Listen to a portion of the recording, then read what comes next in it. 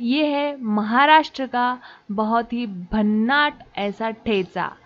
आप इसे ज़रूर ट्राई करके देखिए, एकदम टेस्टी होता है। सिंपल सी रेसिपी है लेकिन अमेजिंग टेस्टी है ये। तो चलिए शुरू करते हैं।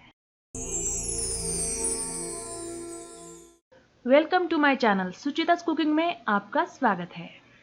शुरू करने से पहले मेरे चैनल को सब्सक्राइब कीजिए और बेल आइकन को ऑल पे रखिए, जिससे कि सभी नोटिफिकेशंस आपको सबसे पहले मिल सके।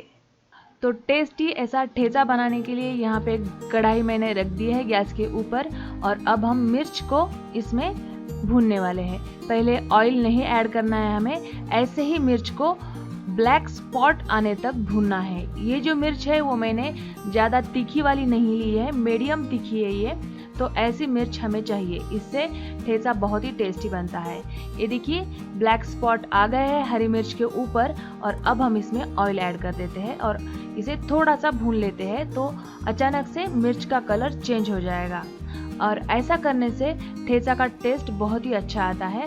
तो पहले ऑयल ना डालें, बाद में ऑयल डाल के ही मिर्च को भून लेते हैं।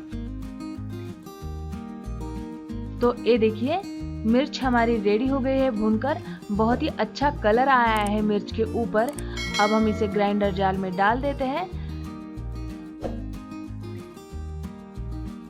और अब हम इसमें लहसुन की कलियां ऐड कर देते हैं। और नमक, यहाँ पे मैंने 1.5 टीस्पून नमक लिया है। नमक थोड़ा सा ज़्यादा होना चाहिए यहाँ पे।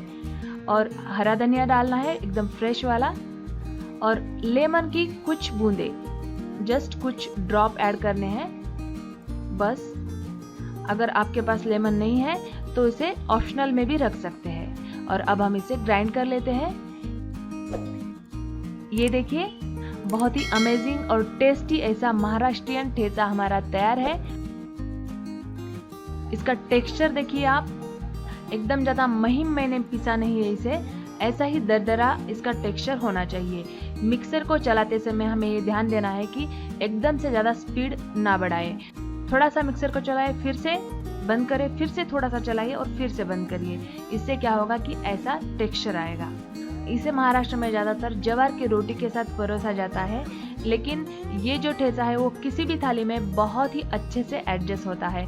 अगर सब्जी भी ना हो तो सिर्फ रोटी के साथ भी ये बहुत ही अमेजिंग लगता है। आप एक बार इस रेसिपी को ज़रूर ट्राई करके देखिए, और बनाने के बाद मुझे कमेंट में ज़रूर लिख के भेजिए कि आपका ठेचा कैसा बना। और अगर मेरी रेसिपी आपको पसंद आई है तो इसे लाइक कीजिए, शेयर कीजिए, और मेरे चैनल को सब्सक्राइब करना बिल्कुल भी ना भूलें। मिलते हैं अगले रेसिपी में। Thanks for watching and please hit the like button.